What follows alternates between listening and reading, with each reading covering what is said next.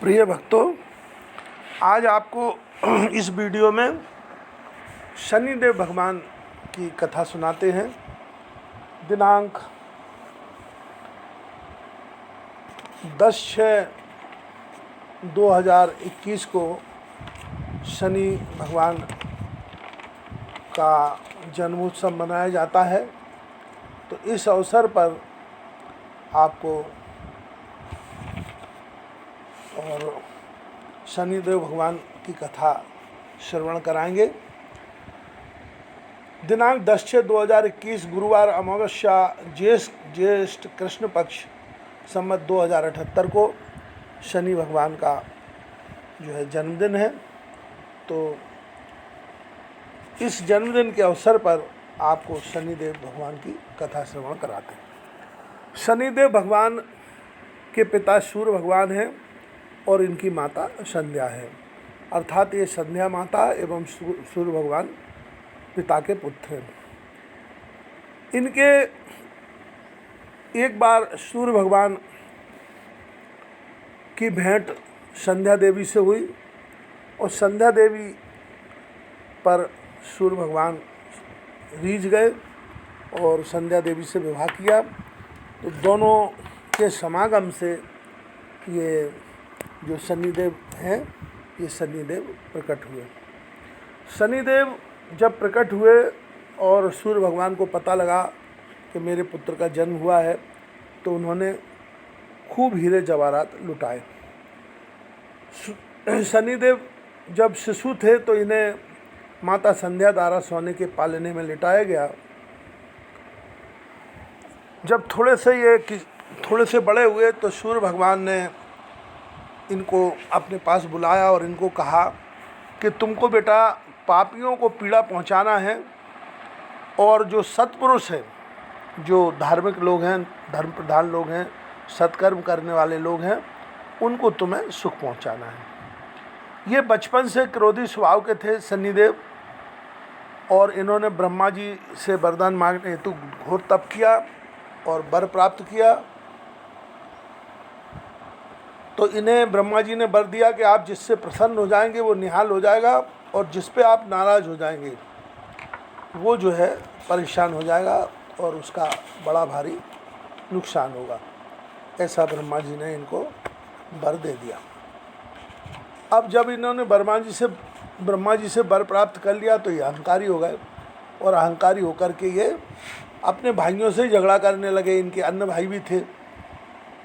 तो जब अन्य भाइयों से झगड़ा करने लगे तो सूर्य भगवान को बड़ा दुख हुआ। सूर्य भगवान ने इनको समझाया कि भाई तुम भाइयों से क्यों झगड़ा करते हो।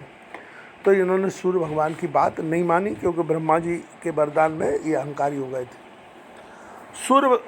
सूर्यदेव जी ने जाकर के भगवान भोलेनाथ से इनकी शिकायत की। भोलेनाथ का आह्वान किया, भोलेनाथ आए तो उन्होंने इनकी शिकायत की। शंकर जी ने शनिदेव को बुलाया और शनिदेव को बुला करके समझाया कि भाई तुम क्रोध मत किया करो और अपने भाइयों को मत परेशान करो। तो अहंकार के कारण ये नहीं माने। तो जब शंकर जी ने बहुत समझाया, नहीं माने, तो शंकर जी क्रोधित हो गए। और जब शंकर जी क्रोधित हुए तो शंकर जी के क्रोध को देख करके वहाँ वीरभद्र और नंदी बाबा आए और इनसे दोनों का भयंकर युद्ध हुआ। परंतु इन्होंने नंदी बाबा और वीरभद्र को युद्ध में परास्त कर दिया। जब वो दोनों परास्त होने लगे तब उन्होंने भगवान भोलेनाथ का आह्वान किया। जब भोलेनाथ जी को पुकारा तो भगवान शंकर ने त्रिशूल उठा लिया, और त्रिशूल उठा करके भगवान भोलेनाथ ने शनिदेव के ऊपर प्रहार कर दिया। जब शनिदेव के ऊपर त्रिशूल से प्रहार किया तो भगवान शिव के त्रिशूल से ये मूर्छित हो गए, और स्थिति ऐसी हो गई कि ये इनकी मृत्यु हो जाएगी। तो जब सूर्य भगवान को पता लगा कि भगवान भोलेनाथ शनिदेव पर नाराज़ हैं और शायद उनको मृत्यु दंड न दे दें, तो सूर्यदेव वहाँ प्रकट हुए।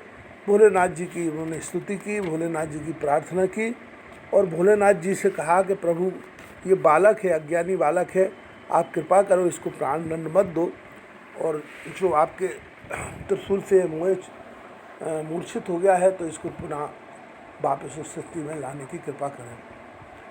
शिव जी दयालु है, शिव जी ने दया कर दी, इनको मूर्छा से वापस सचेतन अवस्था में ले आए। और फिर भगवान भोलेनाथ ने इनसे कहा कि तुम वर मांगो। तो भोलेनाथ ने इनको वर दे दिया कि पापी तुमसे डरेंगे और धर्मात्मा का तुम हित करोगे। परंतु साथ ही साथ शंकर जी ने इन्हें ये सलाह भी दे दी, इनको आज्ञा भी दे दी कि तुम भक्तों को कभी मत सताना। किसी भी, चाहे वो भगवान भोलेनाथ के भक्त हों, चाहे भगवती के भक्त हों, चाहे राम जी महाराज के हों, चाहे भगवान कृष्ण के हों, चाहे गणेश जी के हों, चाहे सूर्य भगवान के हों, किसी के भी भक्त हों तुम उनको मत सताना। ऐसा जब उन्होंने समझाया भगवान भोलेनाथ ने, तो ये भगवान भोलेनाथ को प्रणाम करके और उनसे विदा लेकर के और वापस अपने धाम को जाने लगे। जब ये अपने धाम को जा रहे थे तो इनको एक दिन रावण मिल गया। रावण जब मिला तो इन्होंने रावण को ललकारा, तो रावण के अनेकों राक्षस इनसे युद्ध करने आ गए, तो इन्होंने एक एक करके सबका वध कर डाला। अब रावण ने जब देखा कि मेरे अनेक राक्षसों का इन्होंने वध कर दिया, तो रावण ने क्रोधित होकर के, और शिवजी से उसको एक धनुष प्राप्त हुआ था, उस धनुष से उसने प्रहार कर दिया शनिदेव जी के ऊपर। जब शनिदेव जी के ऊपर प्रहार किया त्रिशूल से, तो शनिदेव जी ने विचार किया कि भगवान भोलेनाथ का त्रिशूल है, इसकी महिमा को तो मुझे रखना ही पड़ेगा, इसकी मर्यादा को मुझे रखना ही पड़ेगा। तो ये बंधन में आ गए और रावण ने जो है इनको बंधक बना लिया। और रावण चूँकि विश्व विजेता बनना चाहता था, ब्रह्मांड विजेता बनना चाहता था, तो इस तरह से पहले तो शनिदेव ने उसके घमंड को तोड़ दिया, उसके राक्षसों को एक एक करके मार दिया, किंतु उसने जब भगवान भोलेनाथ के त्रिशूल का प्रहार किया तो उन्होंने उस मर्यादा को रखने के लिए अपने को रावण के बंधन में डाल दिया।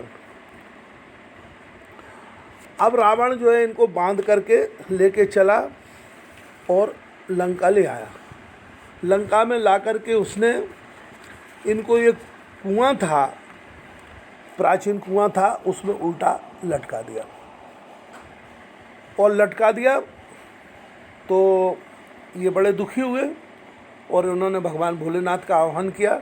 जब भगवान भोलेनाथ का आह्वान किया तो भोलेनाथ आए और भोलेनाथ ने इनको कहा कि देखो, अब मुझे ही रुद्र के रूप में, 11वें रुद्र के रूप में अवतार लेना है और मैं हनुमान बन के यहाँ आऊँगा। और जब मैं हनुमान बन के यहाँ आऊँगा तो तुमको इस रावण के बंधन से मुक्त कर दूँगा। तो ऐसा बता करके शिव जी चले गए। तो ये अब हनुमान जी के अवतार का इंतज़ार करने लगे।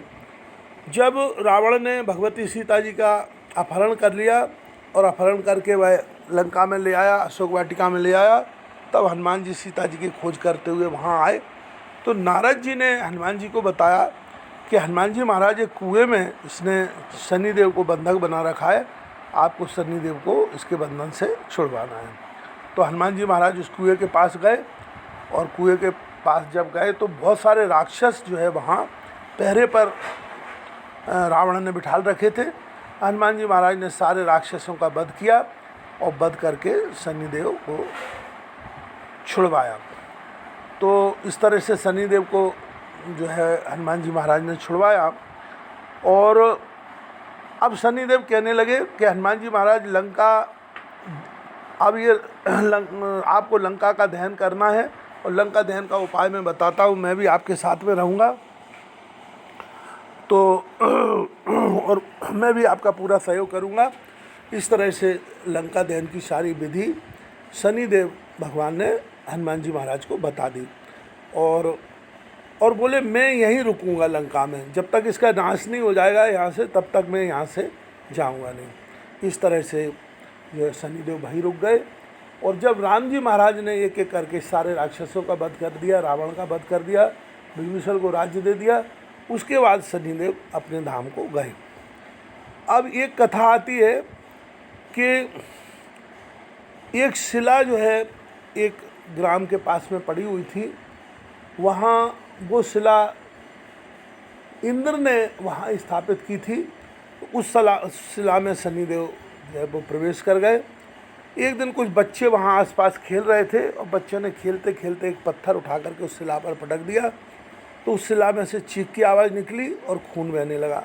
तो जब खून बहने लगा तो बच्चे घबरा गए और उन्होंने जा कर के गाँव वालों को बताया। गाँव वाले वहाँ आए और उन्होंने शिला के दर्शन किए, देखा, पूजा पाठ करने लगे, परिक्रमा करने लगे। एक दिन शनिदेव ने उस ग्राम के प्रधान को स्वप्न दिया और बताया कि मैं शनिदेव हूँ और मेरी आप विधिवत अच्छे से स्थापना कर दें। तो वो कहते हैं कि शिग्नापुर नाम का एक स्थान है, वहाँ उस शिला की स्थापना की गई और तब से वो महान तीर्थ के रूप में जो है वो प्रसिद्ध हो गया शिग्नापुर। तो अब शनि महाराज वहाँ शिग्नापुर में विराजमान, शिला के रूप में विराजमान है। तो इस तरह से शनिदेव का ये बड़ा प्रसिद्ध धाम है और जो वहाँ जाता है, पूजा अर्चना करता है और शनिदेव भगवान से प्रार्थना करता है, शनिदेव भगवान उसकी मनोकामना पूर्ण करते हैं और उसको सुख शांति प्राप्त होती है।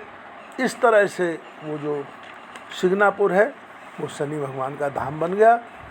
अब शनि भगवान से कोई डरने की आवश्यकता नहीं है। बात यह है कि जो पापी लोग हैं उनको तो ये शनिदेव त्रास देते हैं और जो धर्मात्मा हैं उनको शनिदेव सुख प्रदान करते हैं। तो इस तरह से ये दिनांक आपको अभी बताया कि ये जो है वो दिनांक 10/6/2021 को गुरुवार अमावस्या ज्येष्ठ कृष्ण पक्ष संवत 2078 को इनका जो है वो इनकी जयंती है। तो शनिदेव, ऐसे शनिदेव भगवान के चरणों में हम प्रणाम करते हैं और प्रार्थना करते हैं कि वो भगवान के भक्तों पर कृपा बनाए।